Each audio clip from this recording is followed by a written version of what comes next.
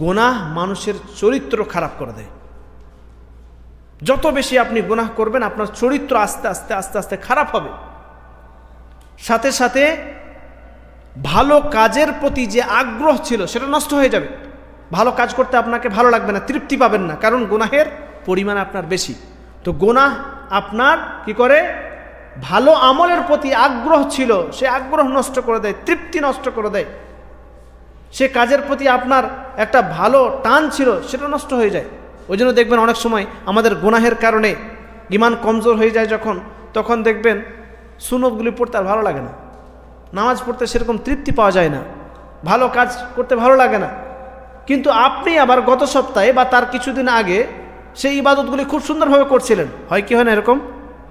তো পাপের প্রভাব কিন্তু পড়ে আপনার আমলের পরে, পাপের প্রভাব আপনার আমলের ওপর পড়ে। যে আপনি খুব সুন্দরভাবে ইবাদত করছিলেন, বিভিন্ন ধরনের নফল ইবাদত করার চেষ্টা করছিলেন, কিন্তু আপনার পাপের পরিমাণ বেশি হওয়ার কারণে সেই ইবাদতগুলি করার প্রতি আর আগ্রহ থাকে না, আগ্রহ নষ্ট হয়ে যায়। তৃতীয়ত, রিজিকে বারাকাহ কমে যায়। আল্লাহ সুবহানাহু ওয়া তাআলা যে রিজিক দান করেছেন, আপনার গুনাহের কারণে রিজিকে বারাকাহ কমে যায়। যদিও রিজিকের পরিমাণ হয়তো আপনার কাছে অনেক বেশি, কিন্তু বারাকাহ নেই, বারাকাহ নষ্ট হয়ে যায়।